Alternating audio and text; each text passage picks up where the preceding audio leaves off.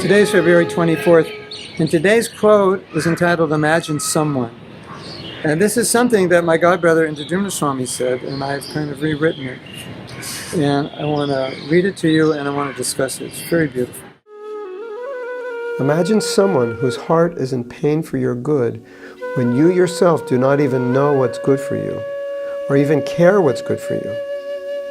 Imagine someone who is willing to suffer for your mistakes and sins, take your karma as a burden of love.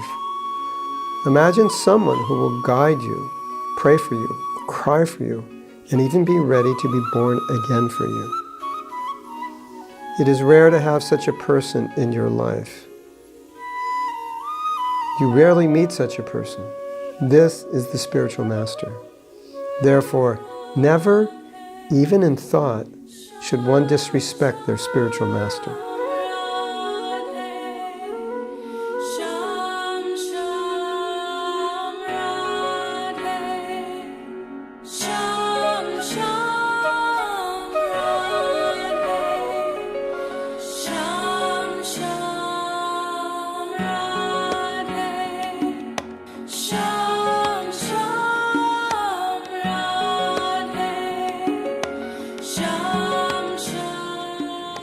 As I was rewriting this, I was appreciating so much the way Maharaj had framed this, because I don't think we always think of our spiritual master in that way, as this person who's always praying for us, who's crying for us, who's begging Krishna on our behalf, who wants our welfare, perhaps even more than we want it, or who knows what we need, perhaps when we don't even know what we need.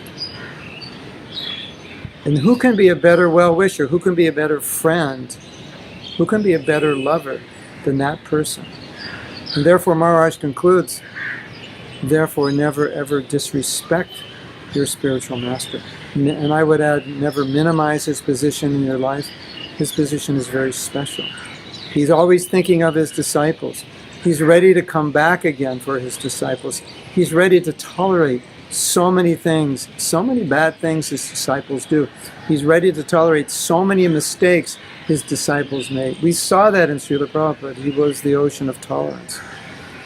Because we rendered a little sincere service, Prabhupada was willing to accept us, even in spite of our feeble attempts to serve him, even in spite of the fact that we were falling and failing constantly in some cases.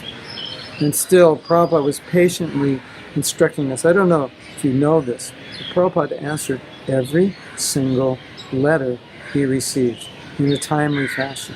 He took his duty as spiritual master very seriously. And we've heard stories in which Prabhupada has appeared to fallen devotees who gave up Krishna consciousness. He appeared to them at the time of death to save them. So to have a spiritual master like Srila Prabhupada, or to have a spiritual master in that same mood of Prabhupada, is so rare, it's so precious. We should always appreciate, feel grateful for, and never disrespect or criticize our spiritual master. That shows a tremendous amount of ungratefulness. Prahlad Maharaj exemplified that in the Bhagavatam.